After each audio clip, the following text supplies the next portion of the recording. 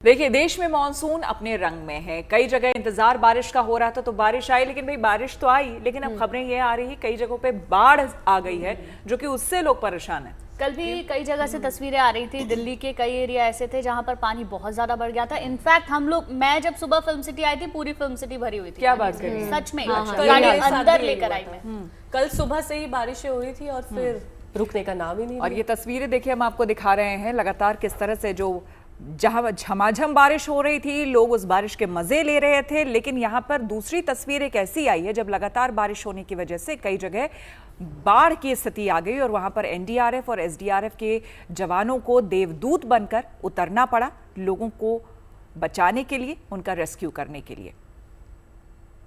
तो अलग अलग जगहों की तस्वीरें हम आपको दिखा रहे हैं, जिसमें आप देख सकते हैं कि किस तरह से लोगों को यहाँ बचाया जा रहा है। जिंदगी बचाने की अलग मुहिम यहाँ चल रही है। मानसून के इस दौर में खासतौर से पहाड़ी इलाकों में बारिश के कारण जगह जगह नदी नालों में सैलाब आ रहा है और कई बार तमाम एहतियात के बावजूद लोग इन सैलाब में फंस जाते हैं। ऐसी कई घटनाएं पिछले 24 घंटे में हुई और इस दौरान एसडीआरएफ, एनडीआरएफ और अन्य बचाव दलों के जवानों ने देवदूत के रूप में मौके पर पहुंचकर लोगों की जिंदगियां बचाई। तो चलिए अब आपको गुजरात के खेड़ा में लिए चलते हैं, जहां खेड़ा को सौराष्ट्र से जोड़ने वाले पुल का कायाकल्प किया जा रहा है।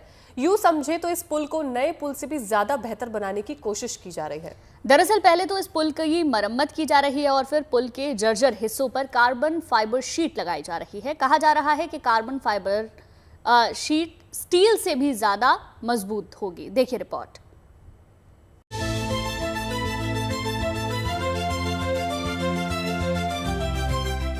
सालों साल चलेगा ये ब्रिज। आंधी तूफान में भी डट कर खड़ा रहेगा ये पुल। गुजरात में खेड़ा को सौराष्ट्र से जोड़ने वाले इस ब्रिज का अब कायाकल्प हो रहा है।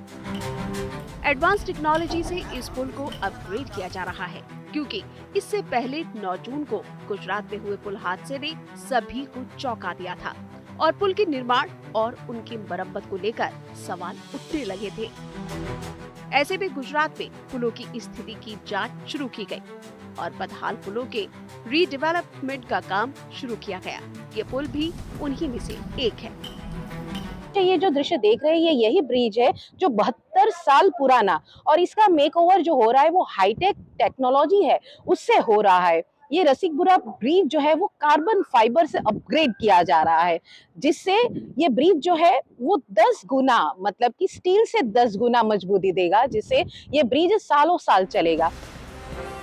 खेड़ा को सौराष्ट्र से जोड़ने वाले ये रसिकपुर ब्रिज 72 साल पुराना है, जिसकी जर्जर हालत किसी खतरे को दावत देने के लिए बराबर थी।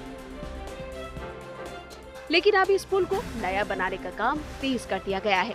पुल को पहले से भी ज्यादा मजबूती देने के लिए अब इसमें कार्बन फाइबर का इस्तेमाल किया जा रहा है।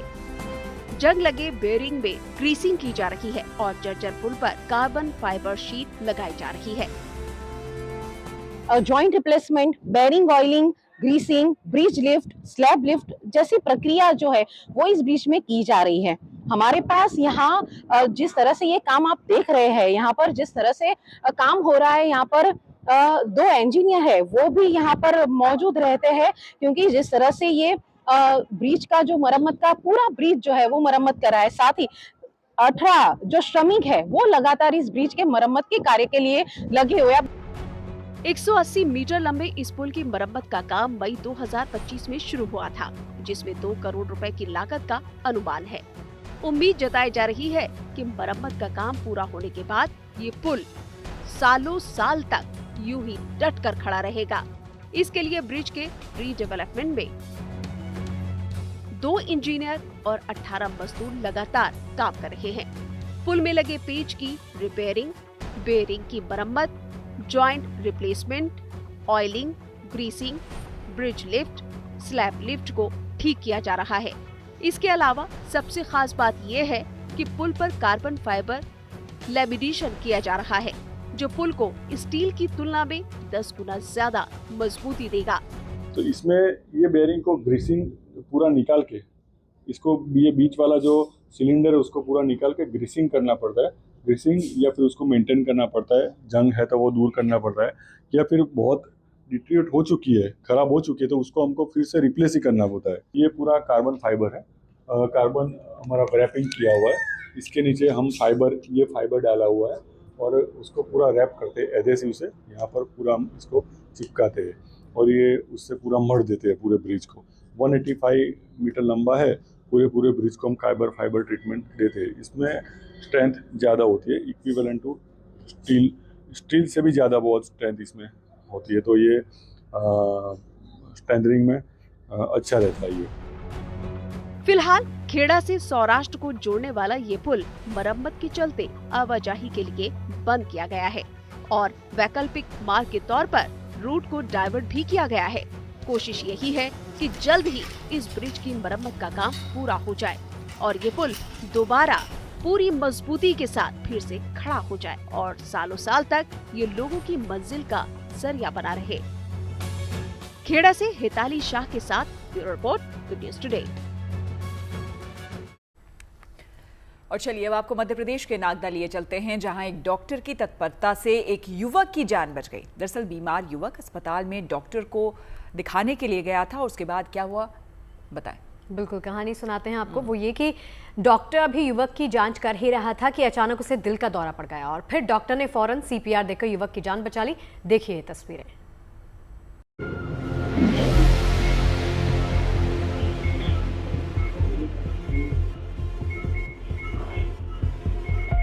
अस्पताल की ये तस्वीर एक डॉक्टर की तत्परता की मिसाल बन गई है। मध्य प्रदेश के नागदा में सीने में दर्द की शिकायत लेकर एक युवक डॉक्टर के पास पहुंचा था। डॉक्टर अभी जांच ही कर रहे थे कि युवक को वहीं दिल का दौरा पड़ गया और वो अचानक बेहोश होकर नीचे गिर पड़ा। मरीज को गिरता देख डॉक्टर ने बिना वक्त गवाए फौरन उसे PCR देना शुरू कर दिया। कुछ ही पलों में अस्पताल का स्टाफ भी स्ट्रेचर लेकर डॉक्टर के कमरे में पहुंच गए।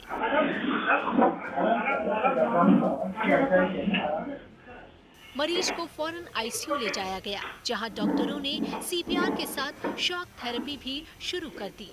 शुरू में तो मरीज के शरीर में कोई हरकत नहीं दिखी, लेकिन करीब 40 मिनट तक लगातार कोशिश के बाद मरीज के दिल की धड़कन दोबारा शुरू हो गई। डॉक्टरों की कोशिश रंग लाई और मरीज की जान बच गई। अस्पताल के CCTV कैमरे में ये पूरा वाकया कैद हो गया और अब ये वीडियो खूब वायरल हो रहा है। तो हमारे पास आया हॉस्पिटल में और हॉस्पिटल में आकर उसने हमारे यहाँ OPD में स्टूल पर बैठा था, उसने बताया चेस्ट पेन हो रहा है। उसका BP चेक किया, जैसे ही BP चेक किया वो यहीं पर गिरकर और बेहोश हो गया और कोलैप्स हो गया। उसकी जब हमने पल्स देखी तो पल्स और BP उसका नहीं आ रहा था। हमने तुरंत यहीं पे CPR शुरू किया और हमारे हॉस्पिटल के स्टाफ तुरंत स्ट्रेचर लेकर आए और उसे फिर ICU में शिफ्ट किया। शुरुआती इलाज के बाद मरीज के संभलते ही डॉक्टरों ने उसे इंदौर के अस्पताल रेफर कर दिया। फिलहाल मरीज का इलाज जारी है और उसकी हालात में सुधार हो रहा है। नागदा से Sandeep Kulshreshtha, good news today. आज के इस दौर में सेहत का ख्याल रखना बहुत जरूरी है। समय पर खाना पीना, अच्छी लाइफस्टाइल, मेडिटेशन में ही स्वस्थ जीवन का राज छिपा है। और इसीलिए आज 24 जुलाई को दुनिया सेल्फ केयर डे के तौर पर सेलिब्रेट करती है, जिसमें खुद से खुद के लिए सोचने और करने का वादा किया जाता है।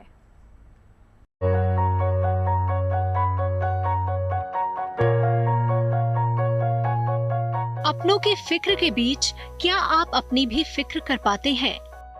आपको जितनी परवाह अपनों की होती है, क्या खुद की भी आप उतनी परवाह करते हैं? ये ऐसे सवाल हैं जिनके जवाब शायद ज्यादातर लोग ना में ही देंगे।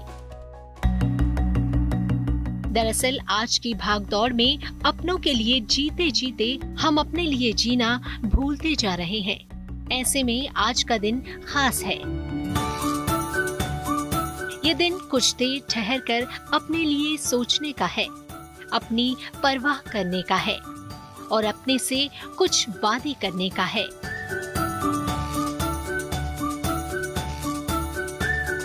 24 जुलाई को दुनिया सेल्फ केयर डे के तौर पर सेलिब्रेट कर रही है। ये तारीख हमें याद दिलाने आई है कि जैसे हम 24 घंटे अपनों की फिक्र करते हैं, वैसी फिक्र और वैसी परवाह हमें खुद की भी करनी है। WHO की माने तो दुनिया की 70% बीमारियों की जड़ है तनाव और खराब जीवन शैली। 2023 में आई एक रिपोर्ट बताती है कि भारत में हर तीसरा व्यक्ति मानसिक दबाव में जी रहा है। यही वजह है कि आज तमाम लोग मेडिटेशन ऐप यूज कर रहे हैं। वहीं बहुत सारे लोग तनाव कम करने के लिए डिजिटल डिटॉक्स करके भी देख चुके हैं।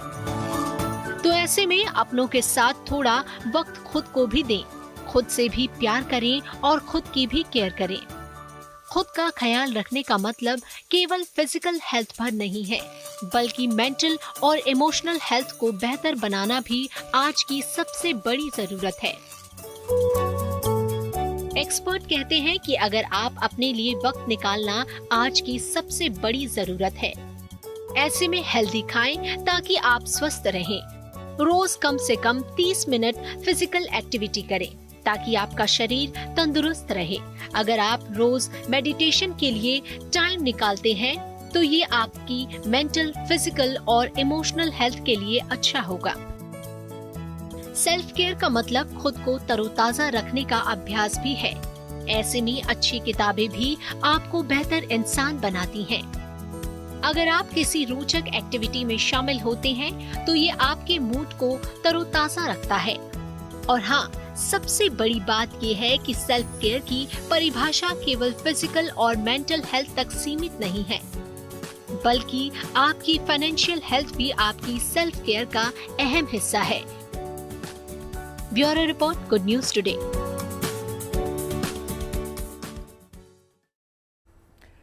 और चलिए अब आपको आस्था के अद्भुत सफर पर लिए चलते हैं। अमरनाथ यात्रा को लेकर भक्तों में जोश और उत्साह साफ नजर आ रहा है। इस उत्सव और उमंग के बीच छड़ी मुबारक यात्रा भी शंकराचार्य मंदिर पहुंची, जहां मंदिर में विधि विधान के साथ पूजा अर्चना की गई। सफल यात्रा और श्रद्धालुओं की सुरक्षा के लिए कामना की गई। अब पवित्र छड़ी मुबारक यात्रा अमरनाथ की पवित्र गुफा की ओर आगे बढ़ेगी।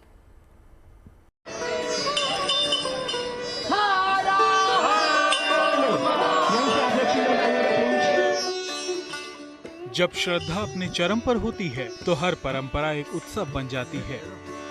अमरनाथ यात्रा की पवित्र शुरुआत से पहले श्रीनगर एक बार फिर अध्यात्म की ऊर्जा से सराबोर हो उठा जब छड़ी मुबारक शंकराचार्य मंदिर पहुंची। पवित्र गदा छड़ी मुबारक को भगवान शिव के आशीर्वाद स्वरूप माना जाता है। बुधवार को इसे महंत दीपेंद्र गिरी की अगुवाई में धार्मिक विधि विधान के साथ ऐतिहासिक शंकराचार्य मंदिर ले जाया गया। छड़ी मुबारक वास्तव में ये शटिकाएं हैं। Chhadi Mubarak it sounds as if it is one, लेकिन ये वास्तव में 2 शटिकाएं हैं। ये है कास्ट की, लेकिन इनको प्रोटेक्ट करने के लिए रजत जड़ित है, सिल्वर कोटेड है। छड़ी मुबारक यात्रा केवल एक धार्मिक परंपरा नहीं, बल्कि अमरनाथ गुफा तक जाने वाली आस्था की सबसे महत्वपूर्ण कड़ी मानी जाती है। आज हमने प्रेम पूर्वक आए और यहाँ महात्माओं के साथ हमने शिव और शक्ति स्वरूपनी छड़ियों का पूजन किया। और कल परंपरागत हम द्वितीया का दिन है, श्रावण शुक्ल पक्ष द्वितीया का दिन है, और कल हम पवित्र छड़ी मुबारक को लेकर हरि पर्वत स्थित शारिका भवानी मंदिर में जाएंगे और वहाँ पूजा। तृतीया को इन शटिकाओं को पूजन करके दशनामी अखाड़ा श्रीनगर में स्थित अमरेश्वर मंदिर में स्थापित कर दिया जाएगा और आम आदमी जो जनसाधारण है वो उसके दर्शन आके कर सकता है।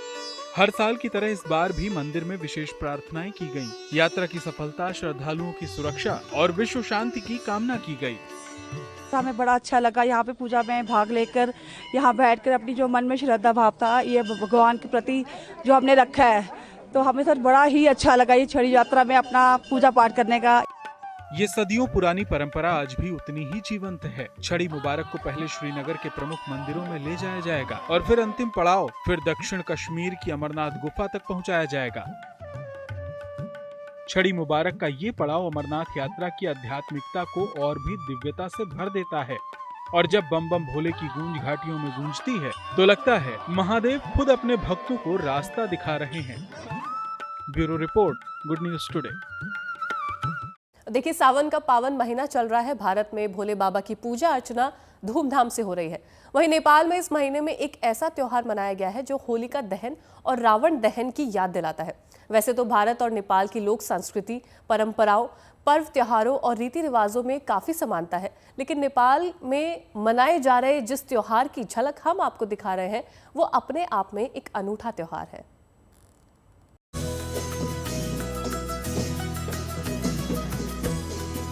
नेपाल की राजधानी काठमांडू की सड़कों पर निकला ये जुलूस यहाँ के उस पारंपरिक उत्सव की दास्तां बयां कर रहा है जो हर साल सावन में मनाया जाता है। इससे जुड़ी रस्मों रिवाज भारत में होली से पहले मनाए जाने वाले होलिका दहन के पर्व की याद दिला रहे हैं, क्योंकि इस दौरान यहाँ पर एक राक्षस के पुतले का दहन किया जा रहा है।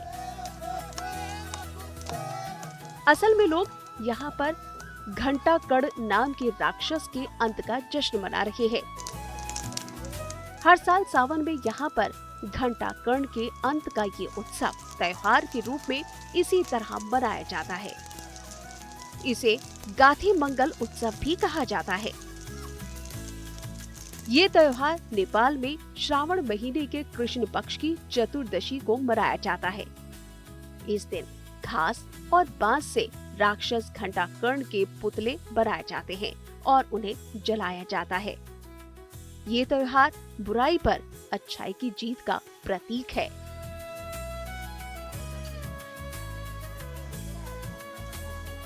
नेपाल के कई इलाकों में घंटाकर्ण का गाथे मंगल उत्सव बड़ी ही धूमधाम के साथ मनाया जाता है।